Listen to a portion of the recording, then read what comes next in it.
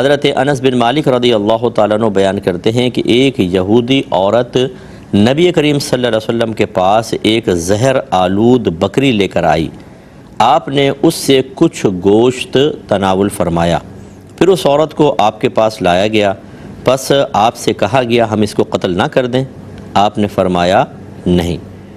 پھر میں ہمیشہ اس زہر کو نبی کریم کے حلق کے کوے میں پہچانتا رہا۔ حضرت انس فرماتے ہیں اچھا یہ جو ہے نا کہ کیا ہم اس کو قتل نہ کر دیں؟ صحابہ کرام نے فرمایا بخاری کی اس روایت میں کچھ نہیں ہے، مسلم کی روایت میں کہ سرکار نے منع فرما دے کہ نہیں اس کو قتل مت کرو۔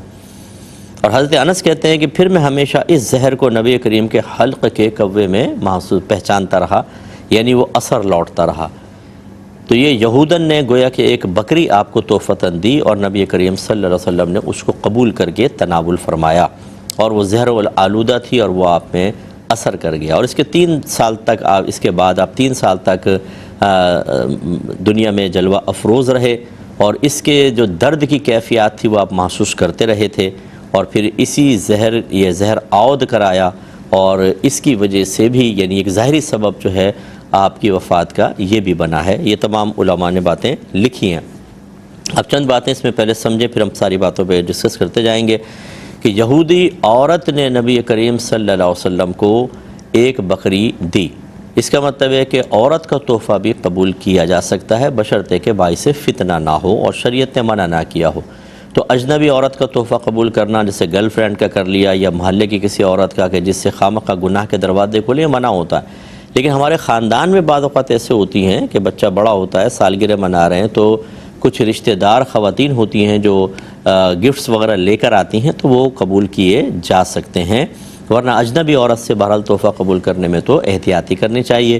یہ چونکہ نبی کریم صلی اللہ علیہ وسلم کا معاملہ تھا، اور جیسے آپ کو پہلے بھی بتایا تھا کہ غیر مسلمین سے سرکار نے جو تحفے قبول فرمائے اس کا بنیادی مقصد یہ تھا کہ تھوڑا سا ان کی دل جوئی ہو اور وہ اسلام کی طرف اپنے میلان کو محسوس کریں اور آہستہ آہستہ قریب آ کر مسلمان ہوں۔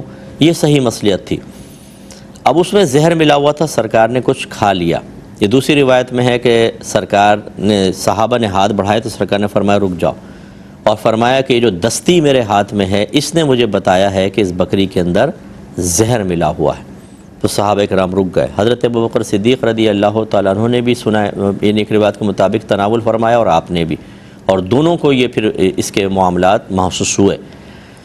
اب یہاں ایک سوال پیدا ہوتا ہے کہ اگر زہر آلود بکری میں زہر تھا تو نبی کریم صلی اللہ علیہ وسلم نے اس کو تناول کیوں فرمایا؟ کیا آپ نے جان بوجھ کے زہر کھایا؟ اور اگر آپ یہ کہیں کہ نہیں معلوم نہیں تھا نبی کریم صلی اللہ علیہ وسلم کو، تو اس کا مطلب ہے آپ کو علم غیب حاصل نہیں ہے، ورنہ تو آپ فوراً بتا دیتے۔ ان دونوں باتوں کی وضاحت یہ ہے کہ یقیناً سرکار صلی اللہ علیہ وسلم کو اس وقت تک یہ علم نہیں تھا کہ اس بکری میں زہر ملا ہوا ہے، ورنہ زہر آلودہ چیز کو جان بوجھ کر کھانا یہ تو غلط ہے۔ وَلَا تُلْقُوا بِأَيْدِيكُمْ إِلَى التَّهْلُكَةِ، اپنے آپ کو جان بوجھ کر ہلاکت میں مبتلا مت کرو، تو اس لیے یہ تو جائز نہیں تھا۔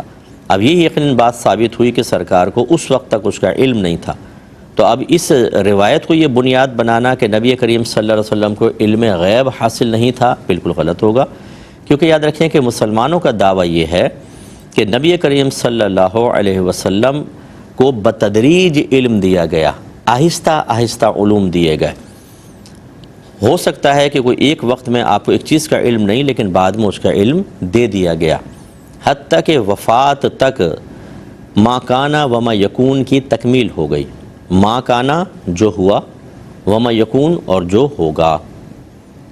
حضرت عمرو بن اخطب رضی اللہ تعالیٰ عنہ کہتے ہیں کہ بڑی طویل حدیث ہے، نبی کریم صلی اللہ علیہ وسلم فجر کے بعد ممبر پہ جلوہ اقدس افروز ہوئے اور آپ نے بیان شروع کیا حتیٰ کہ ظہر کا وقت آ گیا، پھر ظہر پڑھی، پھر بیٹھ گئے، عصر تک بیان فرمایا، عصر کی نماز پڑھی، پھر تشریف فرما ہوئے، مغرب تک بیان فرمایا، اور فرمایا کہ مخلوق کی پیدائش سے آپ نے بیان شروع کیا اور قیامت تک جو کچھ ہونے ہوا اور جو کچھ ہونے والا تھا سب بیان کر دیا۔ وَأَعْلَمُنَا أَحْفَظُنَا، ہم میں زیادہ علم والا وہ ہے یا وہ تھا کہ جس نے اس کو زیادہ یاد رکھا۔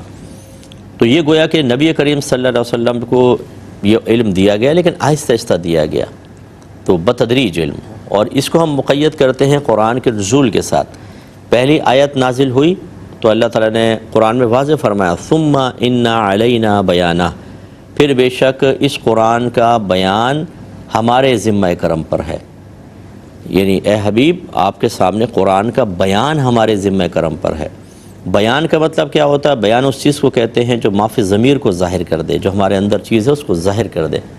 اگر میں کہتا ہوں کہ آپ کو بات بیان کرنے لگا ہوں ذرا سنیں اور میں خاموش رہوں تو آپ کہیں گے نا بیان کریں، بھائی بولیں، یعنی جو کچھ آپ کے ذہن میں ہے جو دل میں اس کو باہر نکالیں. تو جب میں اس کو کروں گا تو آپ کہیں گے ہاں اب آپ نے بیان کیا. تو بیان وہ ہوتا ہے جو پوشیدہ چیزوں کو بھی ظاہر کر دیتا ہے. تو لہذا نبی کریم صلی اللہ علیہ وسلم کے بارے میں اللہ فرما رہا ہے کہ پھر بے شک اس قرآن کا بیان ہمارے ذمہ کرم پر ہے. اس کا مطلب ہے جیسے آیت نازل ہوتی اللہ تعالیٰ اس کے تمام لطائف، نکات، باریکیاں بھی آپ کو بتا دیتا تھا. اس کے بعد دوسری، پھر تیسری، پھر چوتھی، حتیٰ کہ 23 سال کی مدت میں، تقریباً 23 سال کی مدت میں قرآن پاک کا نزول تمام ہوا. اس کا مطلب یہ ہوا کہ اب ہمارا دعویٰ یہ ہے کہ جب قرآن کا نزول تمام ہوا اس وقت تک سرکار کو تمام جتنے بھی اللہ نے عطا فرمانا چاہے تھے علوم غیبیہ دے دیے گئے. تو اب اگر فرض کر لیں کہ 4-5 آیت نازل ہوئیں اور پھر کوئی ایسا واقعہ آپ دیکھتے ہیں زندگی کے درمیان کا کہ جس میں نبی کریم صلی اللہ علیہ وسلم کو کسی چیز کا علم نہیں تھا، تو اس وقت علم نہ ہونا یہ معاذ اللہ ثم معاذ اللہ آپ سے علم غیب کی نفی پر دلیل نہیں بن سکتا، کیونکہ بعد میں تو ہو گیا. دعویٰ تو یہ ہے کہ موت کے وقت تک، آپ کے وفات کے وقت تک تمام علوم آپ کو، یعنی جتنا اللہ نے دینا چاہے وہ تمام علوم آپ کو حاصل ہو گئے. یہ کوئی ثابت کر کے بتائے کہ نبی کریم فوت ہو گئے اور تب بھی آپ کو فلاں چیز کا علم نہیں دیا گیا، یہ آپ نہیں بتا سکیں گے. تو لہٰذا اس میں کوئی تان نہیں ہے اور کوئی مطلب یہ کہ یہ نتیجہ نکالنا درست ہو سکتا ہے کہ جی نبی کریم کو علم غیب ہوتا تو بتا نہ دیتے. علم غیب یقیناً اللہ نے دیا ہے، یہ علم غیب عطائی ہوتا ہے اور ہر نبی کو اللہ تعالیٰ عطا فرماتا ہے، لیکن بتدریج، آہستہ آہستہ. لہٰذا اس میں علم غیب کی نفی پر کوئی دلیل نہیں ہے. تو آپ نے گوشت تناول فرما لیا، پھر اس عورت کو لایا گیا. دوسری روایت میں ہے کہ نبی کریم صلی اللہ علیہ وسلم نے فرمایا کہ تم نے ایسا کیوں کیا؟ اس نے کہا میں نے اس لیے کیا تاکہ میں آزمانا چاہتی تھی کہ اگر آپ اللہ کے نبی نہیں ہوں گے تو اس سے آپ ہلاک ہو جائیں گے، اور اگر اللہ کے نبی ہوں گے تو اللہ تعالیٰ آپ کو یہ ایسا کرنے نہیں دے گا. اس وجہ سے سرکار نے اس کو چھوڑ دیا، کچھ سزا نہیں دی. اب یہ جب اللہ تعالیٰ تو جانتا تھا، چلے نبی کریم صلی اللہ علیہ وسلم کو بعد میں پتہ چلا اللہ تو جانتا تھا، تو اللہ نے اپنے حبیب کو پہلے کیوں نہیں روک دیا؟ جب یہ معجزہ ظاہر ہوا جو حقیقتاً کمال الہی ہوتا ہے کہ بکری کا ایک حصہ بول پڑا کہ آپ اس کو نہ کھائیں کیونکہ مجھ میں زہر ملا ہوا ہے یا اس بکری میں زہر ملا ہوا ہے، تو یہ تو پہلے بھی ہو سکتا تھا نا کہ جیسے سرکار ہاتھ بڑھاتے اللہ تعالیٰ کی طرف سے حکم ہوتا اور بکری بولنے لگ جاتی ہاتھ نہ لگائیں کیونکہ مجھ میں زہر ملا ہوا ہے. تو کیوں نہیں ہوا؟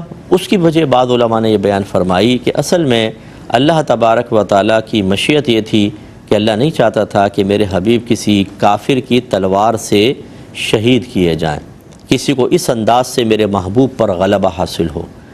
لہٰذا پوری زندگی کئی جہادوں میں سرکار شریک رہے لیکن آپ کے اوپر کوئی تلوار کا وار نہ کر سکا، ایسا کوئی وار نہ کر سکا کہ آپ شہید ہو جاتے. لیکن شہادت ایک مقام بھی بہت بلند و بالا ہے، لہذا اللہ تبارک و تعالیٰ نے جو شہادت حقیقیہ کہلاتی ہے اس سے تو آپ کو محفوظ رکھا، لیکن جو شہادت حکمیہ ہے کہ اگر کوئی زہر کھا کے فوت ہو جاتا ہے اور اس زہر کی وجہ سے ہوتا ہے تو اس کو شہید حکمی کہا جاتا ہے. تو اس لیے اللہ تبارک و تعالیٰ نے ابتداً آپ کو 1-2 لقمے کھانے دیے تاکہ وہ زہر اندر پہنچ جائے اور پھر وہ عود کرے اور اس کے ظاہری سبب کی وجہ سے آپ کا وصال ہو اور آپ شہید کا مقام و مرتبہ بھی پالیں. تو یہ ایک حکمت علماء نے بیان فرمائی. اب ایک اور سوال اگر پیدا ہو کہ اللہ تبارک و تعالیٰ نے اپنے حبیب کو زہر کھانے دیا، یہ چیز قابل گرفت ہے یا نہیں، یا یہ قابل اعتراض ہے کہ نہیں؟ تو کوئی نہیں، اللہ تعالیٰ پر کوئی بھی چیز قابل گرفت نہیں ہو سکتی، قابل اعتراض نہیں ہو سکتی. اس کے ہر کام میں حکمت ہوتی ہے، وہ قادر مطلق ہے. یہ یاد رکھیں کہ ثواب اور گناہ کب پیدا ہوتے ہیں؟ کہ جب آپ کسی کا حکم مانتے ہیں، یعنی اللہ رسول کا حکم مانتے ہیں تو ثواب، نہیں مانتے تو گناہ. جبکہ اللہ تعالیٰ پر تو کوئی حاکم ہی نہیں ہے، تو پھر اللہ تعالیٰ کے کسی بھی معاملے میں ناجائز کا، خراب کا، غلط کا کوئی تصور نہیں ہے. لیکن اس کے باوجود گناہوں کی نسبت کرنا، عیوب و نقائص کے اللہ کی طرف نسبت کرنا بے ادبی ہے، اور یہ کہنا کہ اللہ فلاں گناہ کر سکتا ہے یہ کفر تک بھی پہنچا سکتا ہے. لیکن یاد رکھیں کہ جب اللہ نے یہ فیصلہ فرمایا کہ اس کے حبیب چند لقمے کھا لیں اور یہ زہر پھر سبب ظاہری بن جائے آپ کے وصال کا، تو اس میں اللہ کے لیے کوئی گرفت نہیں ہے، کوئی گناہ کا ارادہ کوئی تھا؟ گناہ تو آپ کے میرے لیے ہوتا ہے نا، اللہ کے لیے نہیں ہوتا، تو اس لیے کوئی گرفت نہیں ہے۔ دیکھیں نا اللہ تعالیٰ نے تمام جو گناہوں کے اسباب ہیں، گمراہی کے اسباب ہیں، ان کا خالق اللہ تبارک و تعالیٰ ہی ہے۔ یہ نہیں کہہ سکتے کہ اس کو شیطان نے پیدا کیا، کافر ہو جائیں گے، لیکن وہ کیوں پیدا کیے؟ آزمائش کے لیے، بندوں کو آزمائے۔